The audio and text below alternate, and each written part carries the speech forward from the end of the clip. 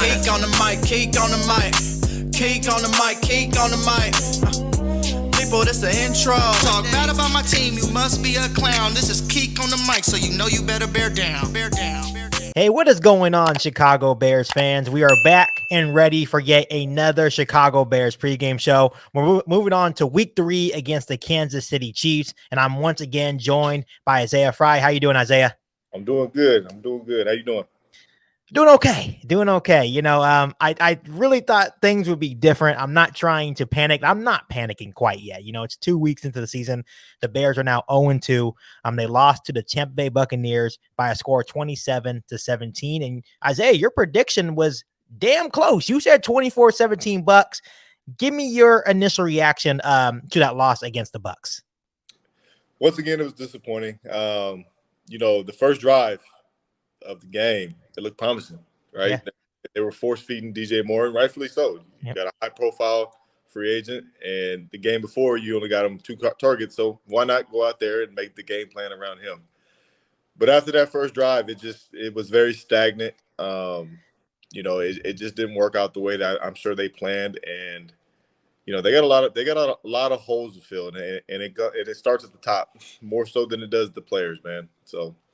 Yeah, and you thought that this year would be a lot differently, like going into the season, high expectations, and then 2 tough losses to teams that I thought the Bears would have beat, especially going into week 3 now against the Kansas City Chiefs, where rightfully so, no one's giving the Bears a shot, rightfully so, right? What made this game worse, right? It was like after the fact, after the game was over. I think I saw it today on social media. It was one of the Bucs linebackers going up to DJ Moore, and he was mic'd up. And he was like, hey, I missed tackling you, bro, because that's where DJ Moore came from, that division, right? It's like, I missed tackling you, bro, but they ain't using you right. And DJ Moore said, tell me about it. So there's already this conflict. And now I do want to get your opinion, because it's been a total show in Chicago and Hallis Hall. And that kind of adds up because, DJ Moore says, tell me about it. And, Justin poured his heart to the press conference, to the media, about saying that he wants to be used differently. He's not comfortable. He felt robotic. Give me your reaction to that press conference and what's going on in Chicago right now. There's an obvious disconnect between the players and coaches, unfortunately, and it shows on the field. I think what was key, what Justin said, is that, he does feel like he's playing robotic, and then you have to start thinking where is this going? So you look at last year towards the end of the year and how freely he was playing, how the offense actually was leading the league in rushing. Where did that go? That's the question I have, is like, where did that go? You add better pieces to the offense, but then now that disappears. So is it Montgomery? You know what I mean? These are simple questions that, in my head I'm asking, like, where did it go wrong? So I'm glad Justin said something. I know he's feeling frustrated. Could he have went a different way about it? Probably. But at this point, man, it's at the point where you kind of have to say what's on your mind, and hopefully change will happen. I think you mentioned it last week on the show. You were talking about that when things are starting to go bad within an organization, you're starting to play for your job now. So I think it's like everyone is trying to defend themselves. And I think that's what Justin's trying to do. He knows that there's a big payday on the line. Right. And not only that, it's just about him having a job in the NFL, right? He knows it's a big opportunity. You don't get to be the franchise quarterback of a franchise every day. But the interesting part about this whole debacle with the offense going on, it seems like going into the season, fans like myself and you had expectations that they were going to take what worked last year and hit the ground running. Now you had a guy like DJ Moore. So right. We're like, okay, cool. But it seems like Luke Getsy and Matt Eberflus are wanting Justin Fields to play Luke Getsy's way, more like the Aaron Rodgers type, right? Just, stay in the pocket 24/7, read defenses, which rightfully so. You need to know how to read a defense. You're going to play quarterback.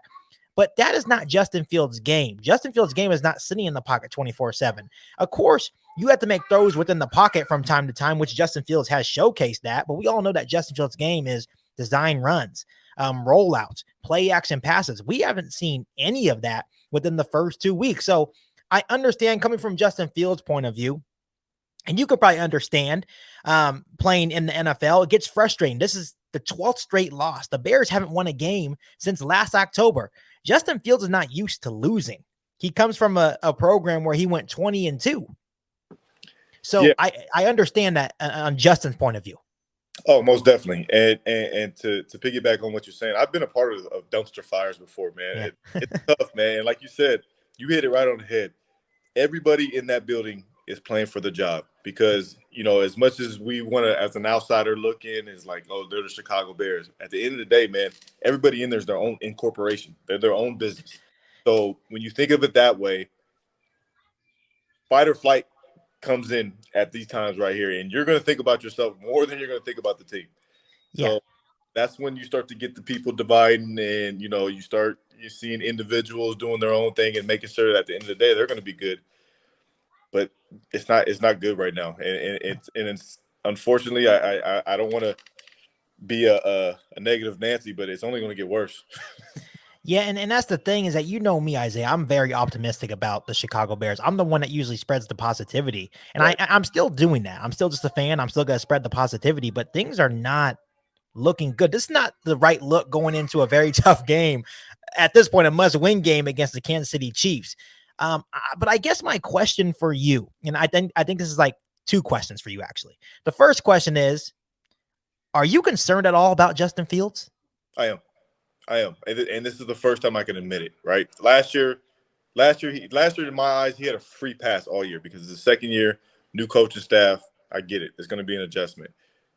There's no excuses this year. You said it in one of our first podcasts this year. There's no excuses, and whether he's playing good or bad or indifferent, at the end of the day, all that matters is if you're winning or not. So, if you're not playing good and you're not winning, what are we doing? What are we doing? Yeah, what are we doing? And I heard I think his name's Dave Greenberg. I think it's Dave Greenberg that runs one of those shows. He made a great point. He said, man, Chicago has been bad for the last several years because of two reasons. He said they drafted Mitch Trubisky with John Fox, fired him, brought in Matt Nagy. Matt Nagy wasn't his guy. That wasn't his guy. Went down, they had a good year, but then went downhill from there. Got rid of Trubisky, kept Matt Nagy one more year, drafted Justin Fields. Mm-hmm. Fired Matt Nagy. Yeah. Bring in Eberflus. Yeah. That's not really his guy. So it's like, what are you doing? Yeah. If you're going to clean house. If you're not going to clean house, you know what I mean? It's just, there's no stability in the office right now. It's unfortunate. Yeah. And I guess my second question to you is, do you think by allowing Justin Fields to play his game, getting back to what he does well, do you think that will save his career in Chicago? I do. I mean, it depends. Honestly, it really depends. He can go out there and play lights out like he did last year towards the end of the season, and if they keep losing, it's not going to save it regardless. Yeah. But he can go out there and play subpar and play football that he may not be used to, but they're winning games. Then that may, at the end of the day, everybody wants to see W's. I don't think they're worried about his stats or how he's doing. They just want to see W's in the win column. Because that's kind of where I'm at. It's to the point where it's about wins at this point. Exactly. His record is. I like to say that it's not a quarterback stat; it's a team stat. But at the end of the day, he is 5-22 or 5-23 as a starter. It's not a good look, right? Yeah. And it will always come down to the quarterback. So they need some wins here. Yeah, and I'm the biggest Justin Fields advocate, just as you are. I'm a big believer in him, but you got to call a spade when it happens. Like he's not playing really good football right now, and whether you want to blame that on his coach or himself, it's not happening. So, at the end of the day, he has to look himself in the mirror. He can't keep creating these turnovers. The turnovers he created last week were big. Yeah, there's big turning points in the game. So it's like, yeah, you're playing stiff, and you can blame it on the coaches, but at the end of the day, you still have the opportunity not to turn the ball over. Yeah, and now that he kind of spoke his mind and how he wants to be used, this is a big game for Justin Fields. A lot of pressure is on his shoulders now, because now if we're going back to the way that you like to play, where it's just you're not really thinking, you're just playing with instincts, right, you have to come ball out against the Kansas City Chiefs in Arrowhead, and that's a tough task for a team that is kind of going on a downward spiral here. Yeah, definitely. And I'm gonna still be a Justin Fields believer, and I think he has it in him to do that. and to let loose, but he he has to win. He has to win. And like you said, it's a team thing. It's not really a him thing. But nobody wants to see a 300-yard passing game with a 75-yard rushing with 3 touchdowns and a loss. They're still going to on him, unfortunately. That's just the nature of the beast. So yeah, he has to find a way to win, man. And it's unfortunate we have to put it on his shoulders at such a young time in his career, but that's where they're at. But it's the time. It's time for him to get some wins for this organization, for sure. Exactly. And bring up a point that we're talking about with Luke Getsy.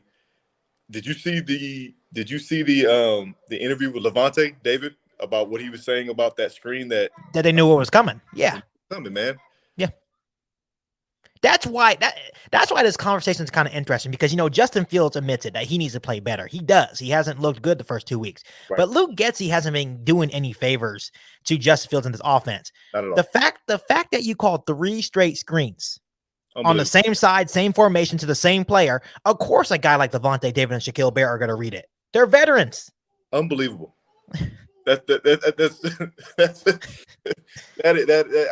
I've never seen anything like that. It's bad. It's bad, Isaiah. It's truly bad. It makes you wonder, do you actually know what you're doing? Or of course screens work here and there, but not 3 straight times. Never. That doesn't work. That doesn't work in high school or college. No. Damn sure ain't gonna work in the NFL. Yes, I totally agree. And the cool thing about the NFL, and you could probably agree with me here, is that each week it's like a fresh start. No matter what's going on, right? They are 0-2. It's a tough game against Kansas City in Kansas City, but it's a new week, and at least they can go try to put their best foot forward. And I feel like after Justin Fields got this off his chest, maybe it does open some possibilities for Justin Fields and his offense to maybe get things clicking in Kansas City. But I guess my question for you as we move on in this pregame show, what is your initial reaction to this matchup against the Kansas City Chiefs? Not very confident in it, honestly. Looking from the Bears' point of view, they're going against the reigning Super Bowl champs. They have Patrick Mahomes on the other side, and you're coming off 2 losses that before the season I would have guaranteed a win. Yeah. And we were okay being 2-1 after 3 games starting the season. Right? That was the goal. That was the expectation from us, at least. Yeah. Expectation. You're playing a Aaron Rodgers-less Green Bay. You're playing a Tom Brady-less Tampa Bay. That's 2-0, right? And then you're playing Patrick Mahomes. He's the number 1 in the league right now. We'll take that loss, but we keep moving after that. Right. But now we're looking at 0-3. And where do you go from here? I just don't see it happening. Unfortunately, it just they're in no place to go in there and beat Kansas City and Arrowhead. Yeah, and it's just interesting because you brought up a good point. Like prior to the season, you and I were on this platform talking about, okay, 2-1. Oh, we can win this game. We could beat the Falcons. We could beat the Commanders. All those teams look way better than the Bears at this point. So now we're looking at the schedule moving ahead. Like, who are we going to lose to? What's our final record going to be? Right. And who are we going to pick with the number 1 overall pick in the draft? This early in the season, we're already having those conversations as Bears fans. Okay, do we need to start setting our sights to the draft already? Yeah, and this one's not going to be as pretty as it was last year because it's going to be cleaned house, and I mean from top to bottom. And that's no fun. Yeah, not at all. Not at all. So we're moving on here to some key injuries of this game. And obviously, Isaiah, the big one is Braxton Jones, the Chicago Bears left tackle, was placed on IR with a neck injury. That's obviously a huge blow to the Chicago Bears already reshuffling offensive line. Nate Davis has already missed some games. Tevin Jenkins is already on IR. So at this point, this offensive line is really thin. Eddie Jackson's looking like he's going to miss this game as well with a foot injury. Nate Davis should return with some personal reasons. Lucas Patrick had an illness. He should be good to go, so that's good. Josh Blackwell, the backup, the replacement for Kyler Gordon that missed last week's game in Tampa, should be back with that hamstring injury. And then Darnell Mooney was kind of dealing with a knee injury in Tampa Bay as well. He should be good to go as well. Looking at the Chiefs' point of view, Nick Bolton, their linebacker, a really big piece to that defense. He hasn't been practicing the last 2 days with an ankle injury. Isaiah Pacheco, their running back, has a hamstring issue. And then wide receiver Kadarius Toney has a toe injury as well. Not sure the status of those players yet. But obviously, Isaiah, the big story right now is Braxton Jones. Are you concerned about Justin Fields' health behind that offensive line this week? I am because it just doesn't play well until what Luke Getsey's trying to get him to do. You know what I Yes. mean? He was out there moving and grooving like we know he can. Yeah. I feel fine with it. Like he'd be able to, elude some defenders and do what he does, but he's trying to get him to stay in the pocket right now. that's bad news right now. And I just don't like that at all. If there's a game that you need to open it up and have him move around just to get away from that box, it's this game. Yeah, well, it's actually great timing, and I know it's funny to say it like that. It's great timing. Now it's like now you got to open it up. You're not gonna just let Justin Fields be in a sitting duck with Chris Jones coming at you. No way. We're gonna roll them out. It's gonna be play actions. Maybe you will have to throw in a couple of screens here and there as well. Right. But you have to open things up, especially with the state of the Chicago Bears offensive line. Definitely.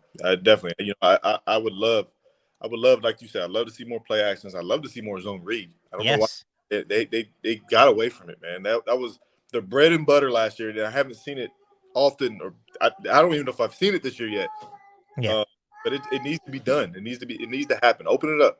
Yeah. Yeah. And I think, I think it's still going to be a loss no matter what in Kansas City. That's just, we're just not very confident going into this game.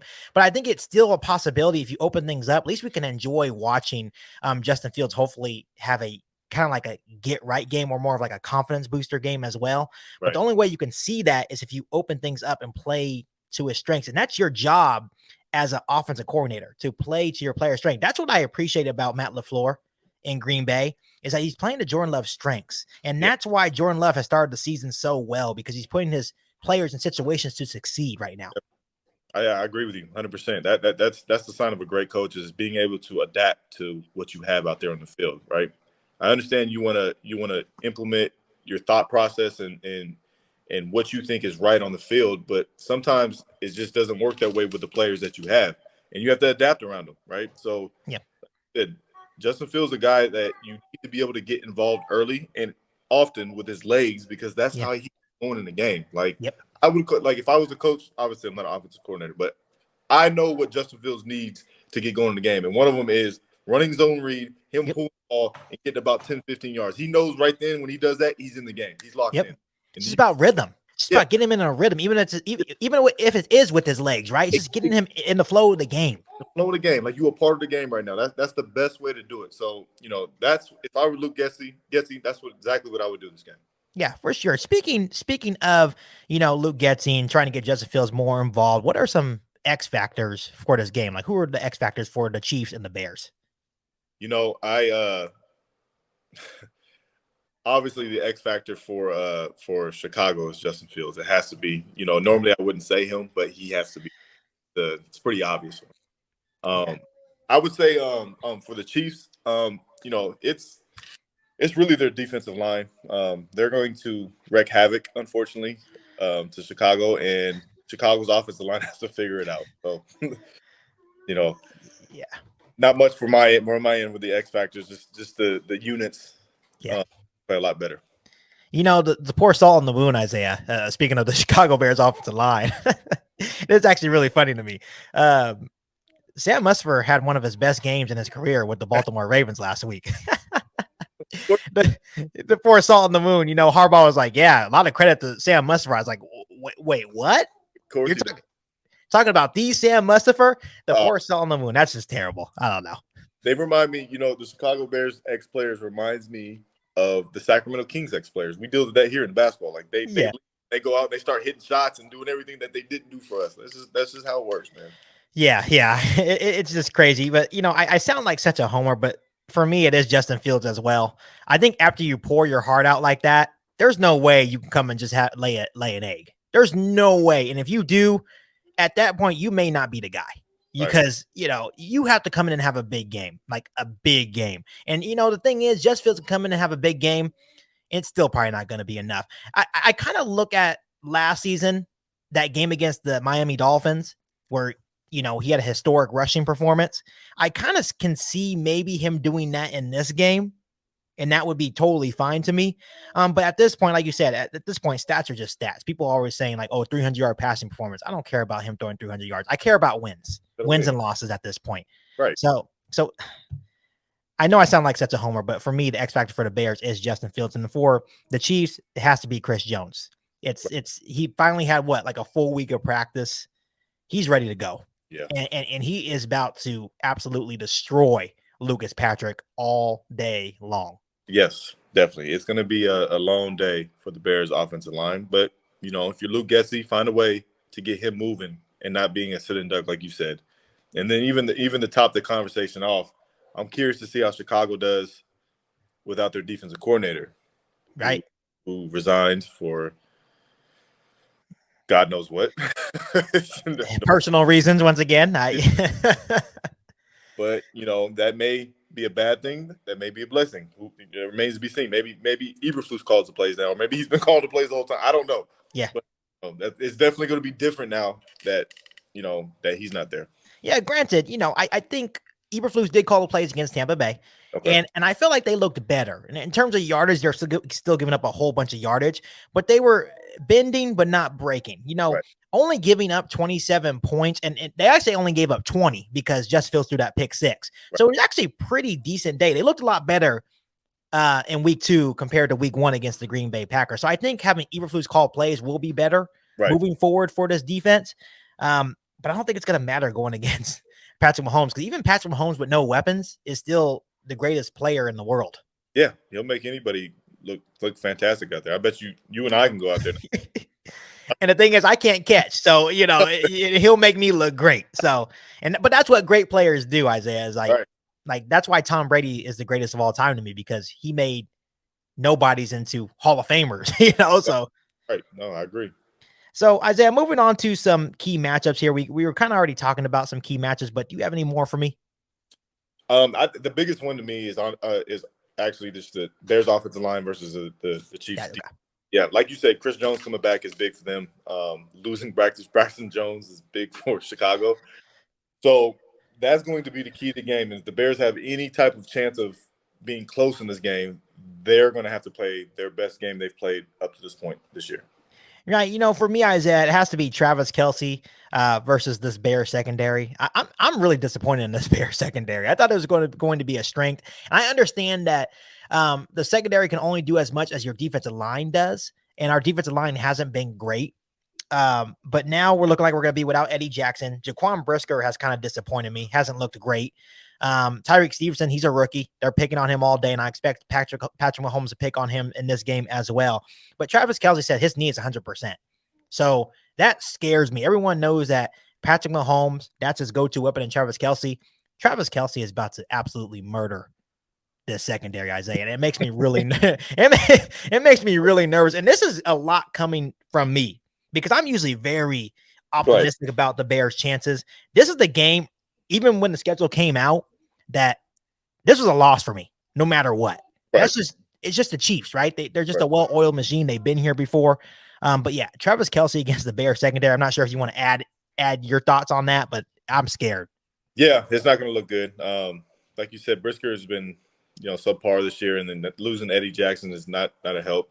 But, to kind of piggyback on what you said about the secondary, it's hard when you don't have any pressure getting put on the quarterback. When that quarterback gets time to sit back there and kind of just dissect where he needs to go with the ball, I don't care how good of a defensive back you are, it's impossible, especially with today's rules and all that stuff. So I feel for him. I hate that they're not playing as what we expected, but I can understand why, because lack of pressure is not going to make anybody look good in the secondary.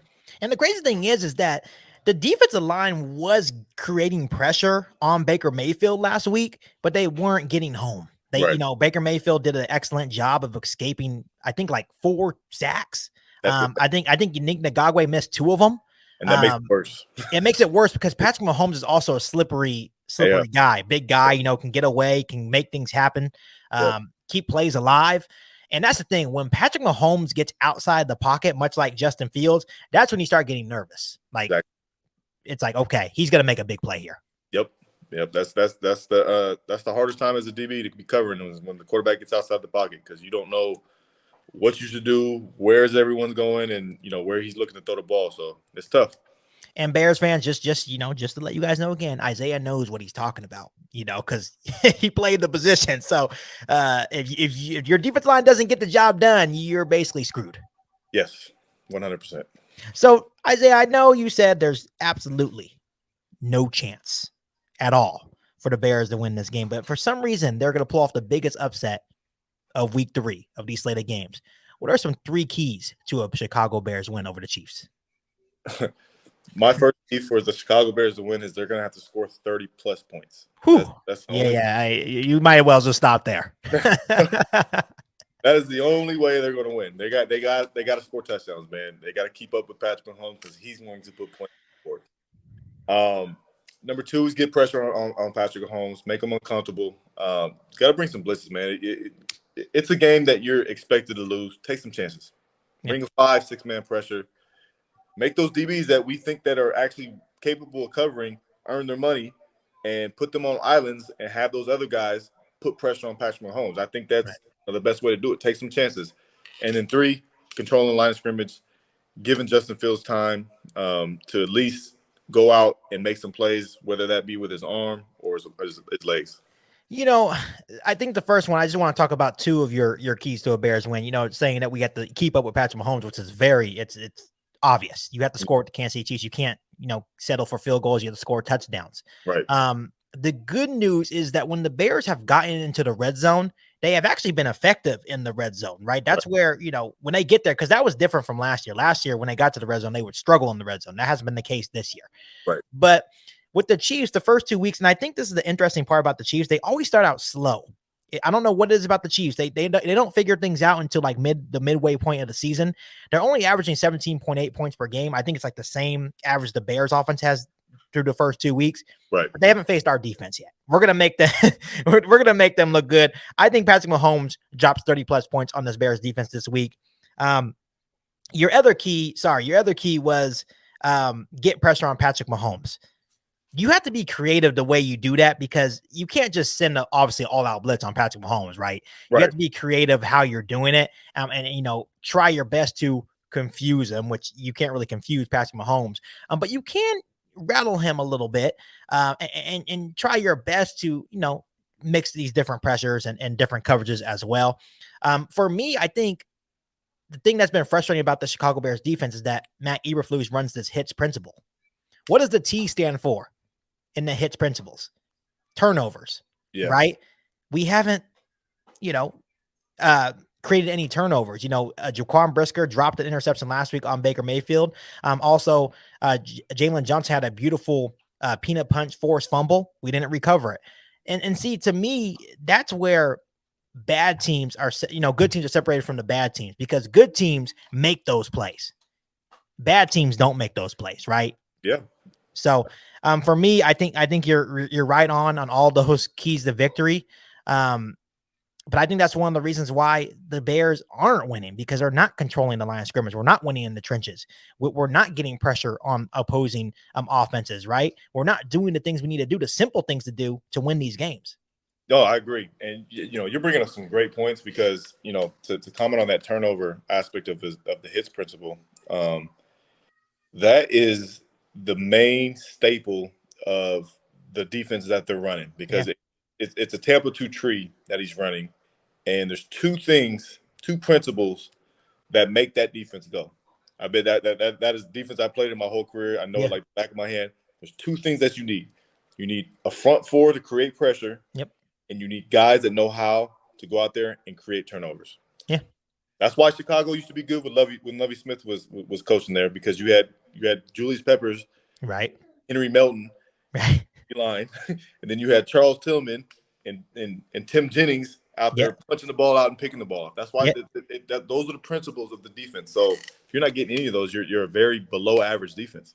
Yeah, and it also helped that you had Brian Urlacher and Lance Briggs in the middle, right? So, no offense to Tremaine Edmonds and TJ Edwards, but hey, Urlacher and Briggs were a really good duo. Oh, great. Fantastic, man. Hall of Famers. So, Isaiah, we finally come to the point of the podcast that I've been dreading all week long. Haven't had to do this in a long time. Give me a score prediction for this game and who's winning. It's unfortunate. I'm gonna have to go.